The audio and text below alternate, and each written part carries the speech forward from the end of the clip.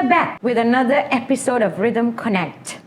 Today, I'm speaking with a young change maker whose work sits right at the crossroads of tourism, sustainability, and community empowerment. Madhurjya Sarma, welcome to Rhythm Connect. Thank you so much, Datinsri, and I am really looking forward to the podcast here today and sharing some stories from the communities, incredible communities that we work with. Really looking forward to it. Madhu is with Global Himalayan Expedition, or GHE for short, one of the world's first social enterprises using the power of technology coupled with tourism to bring clean energy access to the remotest communities in India. By leveraging on sustainable, responsible tourism, they are able to bring clean energy, healthcare, education, and livelihood opportunities to some of the most remote communities in the Himalayan mountains. And I'm especially thrilled to have this conversation because GHE is also a long-time partner of the Rhythm Foundation.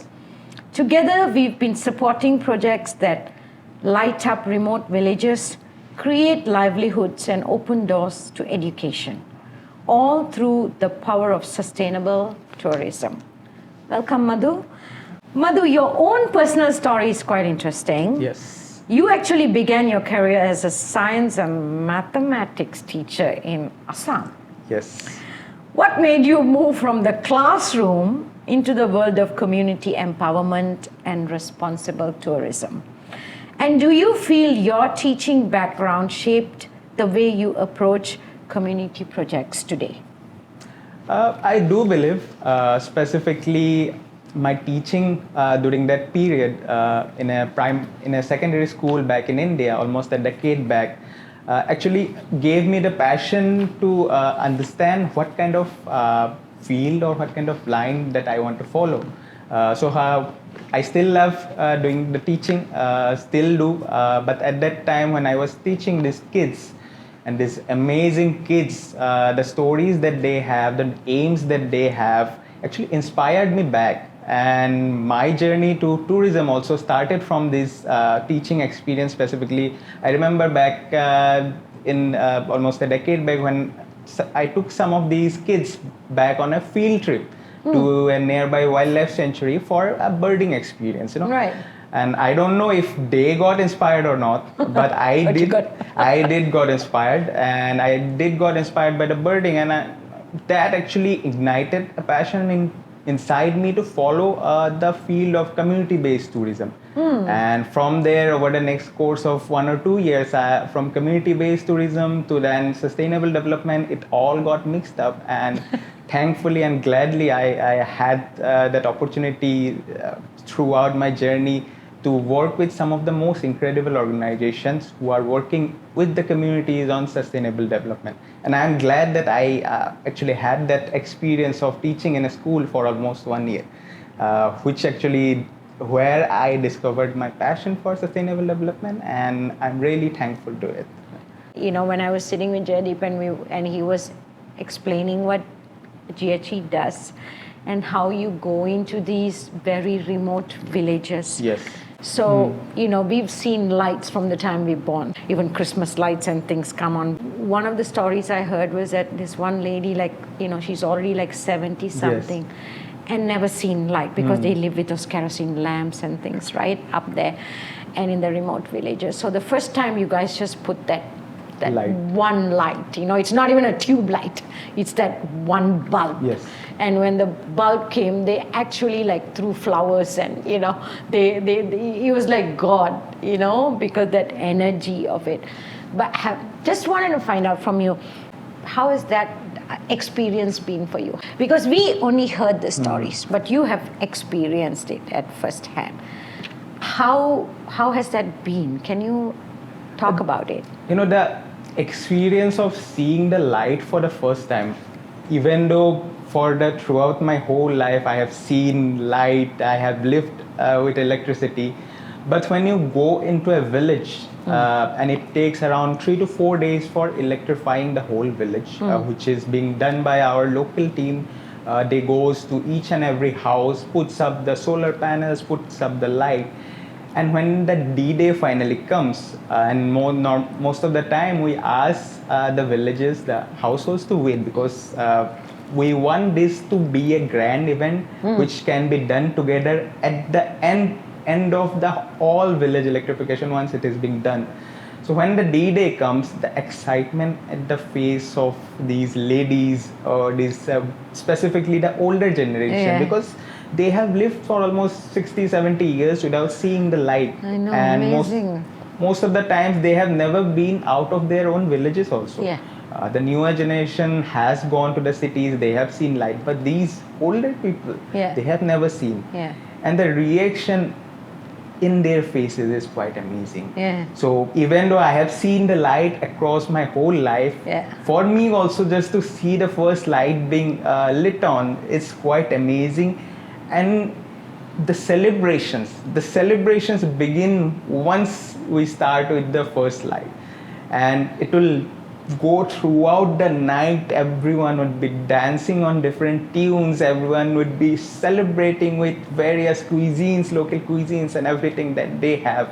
And it's really interesting. And these also, for me, when I see this kind of reaction from the people, from the beneficiaries, this actually ignites a belief in me ki, okay, this is the perfect example of how impact can be and how impact should be, and how I am actually doing the right thing right now. So that's just something has been really amazing for me. And I have been, I think, almost 3 to 4 villages electrification. I have been there, and the celebration throughout the night, what has happened, it's quite amazing to see. So I remember this Bollywood movie, Swades.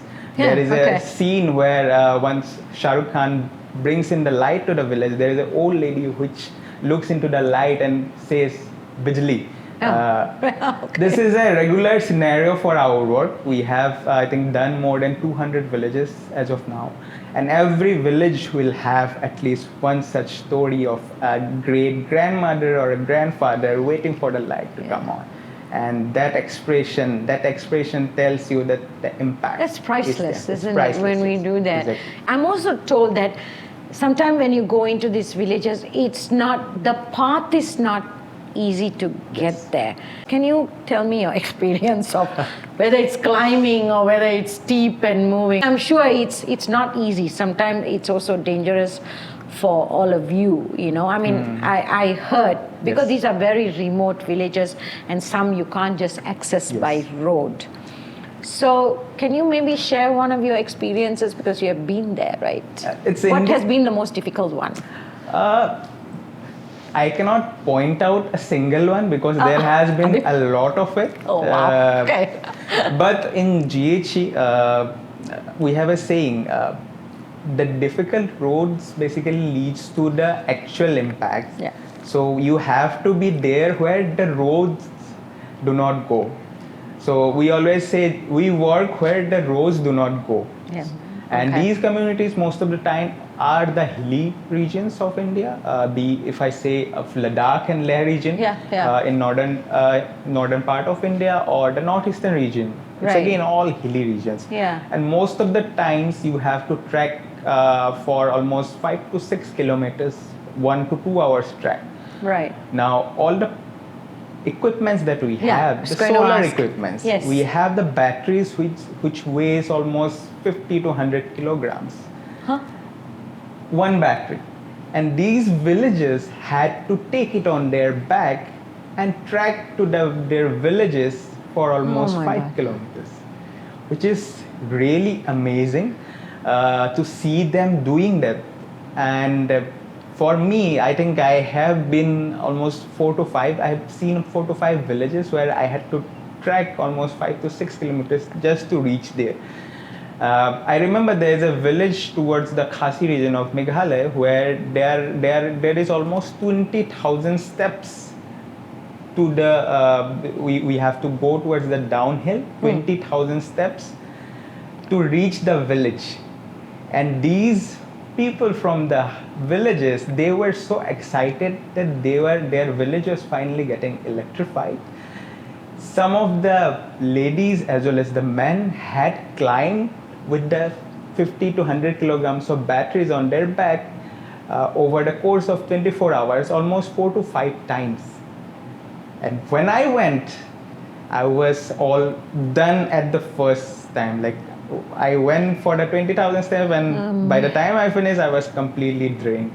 These guys were like 4 to 5 times they did. Amazing, right? And it's quite amazing. And finally, when you see the happiness in their faces once the electrification is done, that actually gives us the hope, okay, we need to do more and we should be doing more.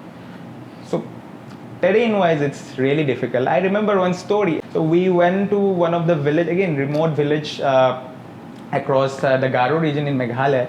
We took a vehicle. It's an older vehicle, I think around 10 to 15 years old vehicle. 4 of us went. While coming back, the road was so bad, our petrol tank got detached from the vehicle in the middle of nowhere. And we still use one of the photos there where the driver was just sitting, looking at the vehicle petrol tank with his hands on the head, like, what should he do now? Then thankfully we had our staff there. Somehow we took the tank on the behind the vehicle, tied it with some PVC pipes, and somehow we reached back to the nearby location safely. But that was an amazing experience to actually see what kind of difficult lives these people are facing. And also at the same time gives us more belief on doing more for them. Today, of course, you can, you're telling me the story, you're smiling, but I'm sure at that point when you were stuck in the middle of nowhere, and I don't even know if you had any communication gadgets, nothing. I think these are experiences, like you say, when somebody at the age of 70 and never seen a light. We can't relate to it. We can never relate to it, okay? Yes. Because we have lived with lights, and then you know how it is when the electricity goes off and then the fan doesn't work and the aircon doesn't work for like 5 minutes. But the thing is, the reality is, people are living like that. True. And people have lived like that. So I always say, I want to take these stories and I want to take it to the people, to the ordinary people who think that you don't need to do anything else. You know what I'm saying? Yes. Because I've heard a lot of people say the same thing of, when I have time, I'll help someone. When I make money, I will help someone. Because they just feel like someone else is doing something. No, why do I need to do? And so these voices and these stories, these matters. This is where they will probably wake up and say, oh my God, if this has helped someone actually see a light. Somebody didn't see a light, till 70. Sometimes it clicks something in someone to say, I want to go out there and I want to do something. And I just want to ask you, in your work, right, you bring together traditional wisdom and modern solutions. Yes. That's not always easy. How do you get communities to embrace innovation without losing their heritage? Do you face resistance sometimes? We absolutely do. We do face resistance. I think initially, because most of the times these communities that we work with, they are very close-knit communities. So for us, when we are going from outside and even though something we are bringing that can be beneficial for them, and they understand that, but just to build that trust between the communities, between us and the communities, it's very difficult thing. So what we have understood is, whatever projects that we do, it cannot be like we develop and we just tell them, look, you need to do this. Yeah. It has to be coming from them. So whatever projects that we do, the initial baseline, initial conversations we have with the community members first. And we always do, wherever we have been, we do have the community network there, which empowers the community leaders. So all of our employees that we work on, that those are coming from the community itself, and we as well as the community together are empowering them as community leaders first. Okay. And these leaders then go into the communities, understand what are the issues that they are facing first. And from that, we understand what kind of project can be implemented or what kind of project can be brought to these locations. Once we have an idea, we again go to these communities, have further discussions if this is something feasible in their communities or the acceptance can be there from their end or not. Once we have a green light from the community members, it's very easy to spot, because most of the times these communities, they never had gotten anything from any other organizations going into these areas. So for them, if they say yes, of course the language barrier will always be there, but most of the time their green signal is, if they agree, yes, we proceed with the projects. So that's how we reduce the resistance. But of course, during the process also, we try to engage these communities as much as we can. I remember a story back in Assam, in the northeastern region of India, where we work with a community called Tiwa. These communities are traditionally having animistic beliefs, and they have a sacred forest. All right. So sacred forest, in the terms that that forest, they are preserving that for centuries as a sanctuary for their religious beliefs. Right. Any plants or any trees are completely prohibited to be cut out of the forest. Okay. But over the few decades, what has happened? Because of the death of mother trees, a lot of trees have gone down. Right. The density has decreased. So when we reached to these locations first, we had a good round of discussions with all the community members. The community had so much of knowledge with them itself, what type of trees that should be there, what type of trees brings plants, birds, what type of trees brings bees, in fact. So for us, the work was much easier. Right. Only thing we had to do, we had to bring in the funding, we had to bring in the plants. Everything else, from the plantation to be taken care of the trees, are being done by community. So for us, the core of our belief is to involve the community from the first step itself, from the initial brainstorming to the monitoring. So once we do that, we have seen that resistance will never be there. So that's how we proceed with most of our projects. So which means you do capacity building with the communities, right? Because if you are raising leaders from within and you want them to take over their community and, you know, complete the project or continue. Now, I know how you make this sustainable to some extent, but I want you to explain to our listeners how you do this. Because now you're carrying all this 50, 100 kg these batteries and, you know, you're taking into these remote villages. These things at some point will die, will need replacement, the lights, you know. How do you make sure that this can be sustained by the locals, let's say in the next 5 to 10 years? For us, specifically for solar, because there has been a boom in India, I think, and in the Southeast Asia specifically. What we have seen a lot of the times wherever the solar has been installed, because due to lack of maintenance, most of these dies very soon. And the communities, because they don't have any technical know-how of how to solve certain issues, even though it's very basic, there's no support from the organizations also. So for us, when we design a project, we built in the monitoring and maintenance as part of the core of the project. That means if we are working with some communities in that location, the first step for us is to find the community leaders, whom we call, in terms of solar, we call them as a climate engineer. Even though this may be not college graduates, not have an engineering so they don't have background, no experience at all, but we do call them as a climate engineers.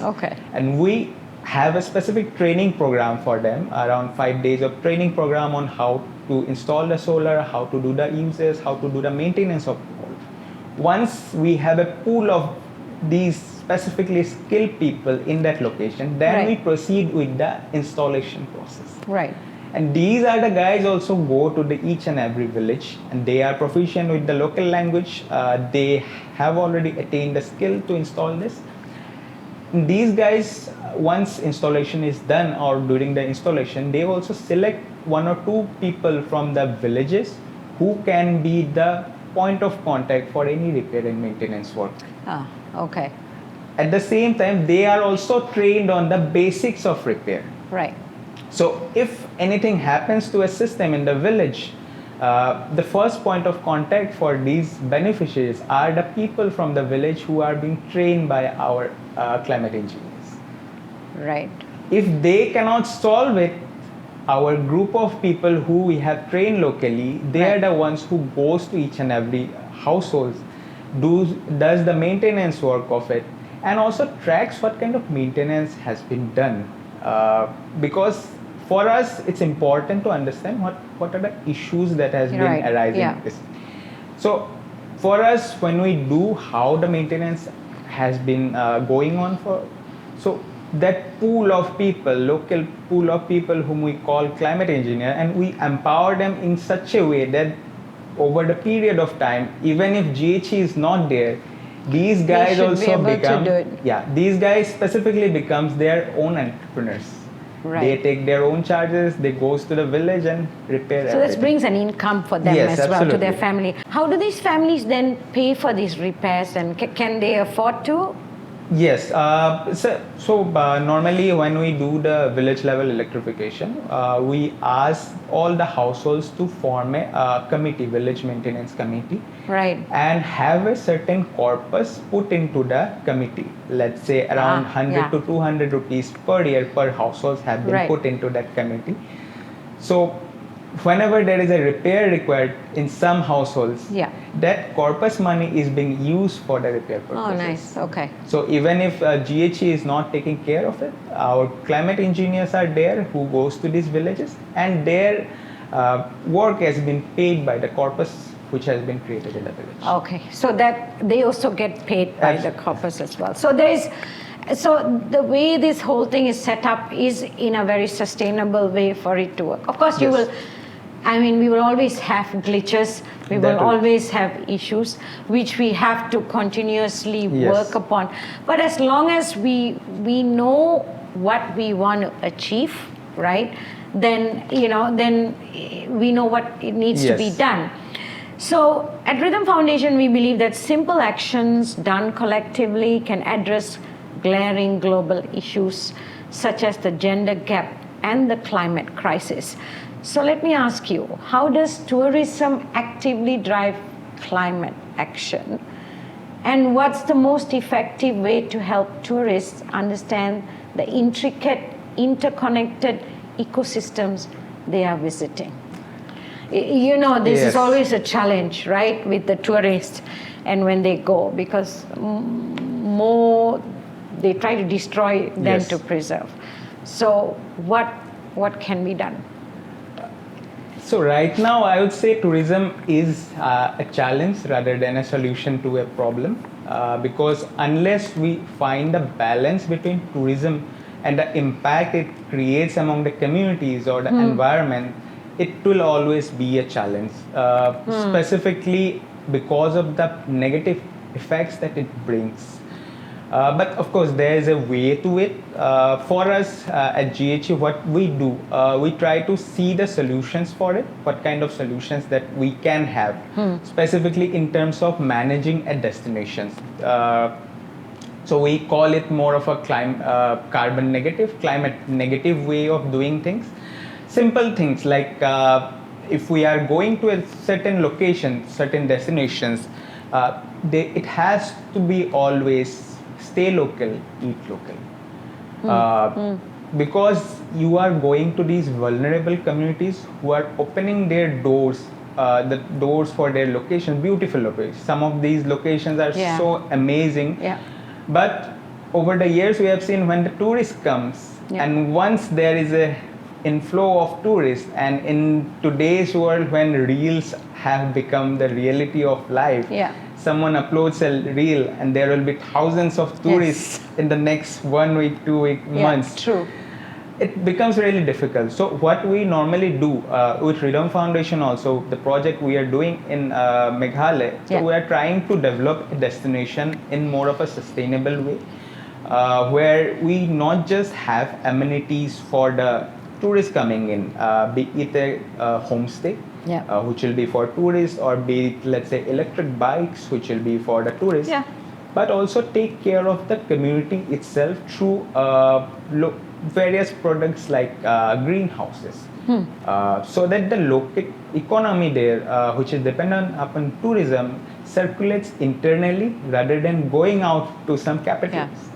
So we will have, let's say, greenhouses will be there in the locations where we have, let's say, homestays in a colder climate. We'll have solar powered water heaters. We have solar powered homestays, so that all the negative effects of tourism, I know that it wouldn't be zero, it will never be zero. At least we try to make it negative, minimal and negative, so that these communities at least survive on this tourism for decades, rather than having a burst of 1 or 2 years of a lot of tourists coming in. And then nothing happening there. Yes, exactly. So for us, we start off with initial trainings for the people. If there is a trekking route which is to be developed, we try to engage youth for this. Right. And the youth becomes the part of a community locally, who then charges tourists for coming into these locations. And also this becomes a livelihood option for them. Separate set of people, we try to involve them with homestays. Right. Separate set of people will try to involve them with, let's say, greenhouses or local producers. And there may be another separate set of women or a group which can be there for the weaving and providing souvenirs for the tourists. So you're kind of involving the community as a whole and engaging. Yes. We always say that we cannot do it by ourselves because we are all private entities. Yes. There's end of the day, we are limited by our resources, by people that we have, and what we can do.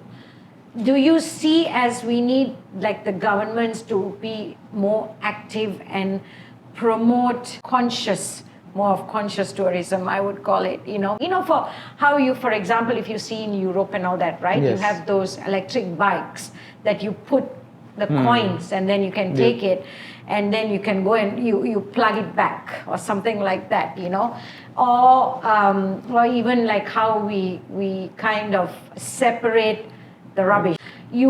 You see it is important for governments to play a big role in this, and for us to make ecotourism more manageable, to educate people and kind of make them understand, because I believe it should be a partnership. How do you see it as? Because you do go around remote places, and you all are right now doing by yourselves. Should we not have governments playing a bigger role in this as well? We do. I think it's a very important. I think even though the first pillar is of course the community members, but the government has to be second pillars. One way or another. If they are not actively involved in terms of the projects, but they have to be involved in terms of mobilizing these resources. And for an organization like us, or for any organization going into one location and doing the project, you have to involve the local government in such a way that tomorrow, even if you are not there, the government is at least aware what kind of work that we have been doing. And for us also, that has been the first step. So wherever we work, so we first have the initial discussion and the consultation with the government entities to say these kind of projects we have been doing here and what type of support that is required from them. Most of the times, if not for monetary support, the governments do provide the initial mobilization support because they already have their machinery, administrative machinery across the districts, across the blocks or the smaller clusters of villages. And from the initial baseline till the implementation of the project, what we do, we take a help of them for doing the work. And in terms of tourism, of course, there has to be more energy and synergy from the government so that these vulnerable locations do not fall prey of over tourism. Right.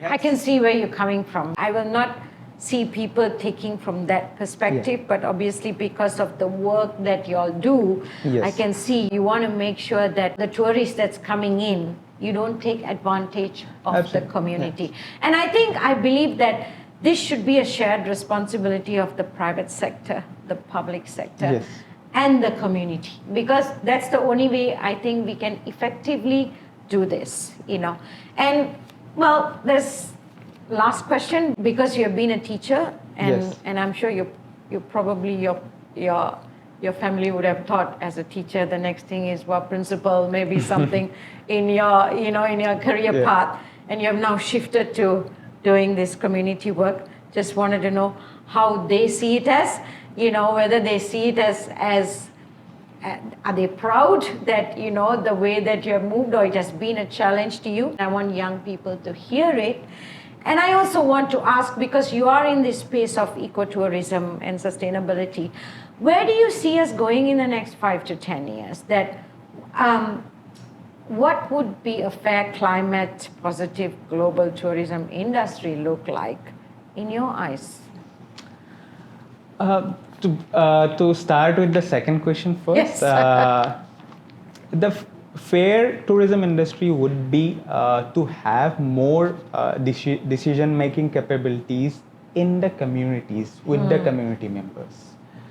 You just cannot bring in a tourist destination without consulting the community members or without having them involved during the process. That's true.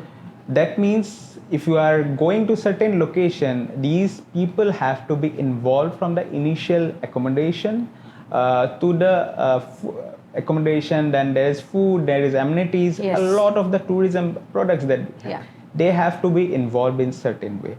And the economy has to be circular internally rather than going out. Otherwise, you will have a dead destination over the course of 5 to 10 years. That has to be there. And from what I see in the tourism industry, most of them has already realized this. The sustainable tourism, of course, is the main keyword right now, and there is likely that over the course of next decade, more communities, more organizations will be following this suit of sustainable tourism. At the same time, Gen Zs nowadays, they understand, even though they are very busy with their own reels and everything, they do understand if they are going to some location, they need to stay locally rather than staying in a 5-star hotel. Of course. Because the local experience that we get there, or the local foods that we get, that's priceless. That's true. Because the demand will rise from these Gen Zs for more of a localized experience, the industry will have to follow. Right. So it's not. So see, Gen Zs are not a bad thing. Okay, exactly. They love to travel. I mean, they work for a while, then they make money, and then they take that, and they're happy to go on even their backpack travels. So I think it's important to. I believe as well, respect the communities and the people, because at the end of the day, they are going to be the direct impact of whatever is going to happen because of the tourism and the influx of people that's going to come in. And everything. So it can damage or uplift. So I think it is for all of us to be involved. Now the first part of the question you haven't answered. That's why I'm interested in. so that the young people can hear. Because today's world, they are making their own decisions of what they want to do. It's not like we can ask and tell them, okay, you be the doctor, you be engineer. It's like they come and tell, what's the other one that it's like you do with numbers. What do you call that? Actuarial? Actuarial, yeah. I don't even know what they do actually, okay? So, but I'm told that they make a lot of money. Okay, so a lot of today's young people are choosing professions that I've never heard of. I wouldn't think about it, right? You're finding your own path, your own destination. You're doing what you like or rather what you love, not, not pressured by your parents to be some profession, then halfway down the road, like maybe when you have a midlife crisis and you realize, oh my God, I've wasted my life on something. So we don't want you to do that. I don't want the youth out there to go and be forced to do something that they don't like to do. That's why I wanted to ask you that question. I mean, being a teacher, I'm pretty sure your parents would have said, wow, he's doing a good thing of educating the young. And then suddenly from there, of course, for me, I see this as a good thing. But I'm just asking, what did your parents say? They are proud. I think that's the nice. Yeah, that's the, I'll say they are proud, period, basically. Because how I understand that, even though they never told me directly, I am proud of it. But when they share it to, let's say, family members, look, my son is doing this, and I got to know it from my family members, okay, you are doing this, you are doing that, and I always ask, who told you this? I say, mother, because most of the times I always tell my mother, look, I'm doing this, or I am going there, I am working with this community, don't tell anyone, I don't want to tell. Yeah. But at the end of the day, mother being a mother, parents being a parents, they will always tell it to the close friends, family members, and most of them are proud.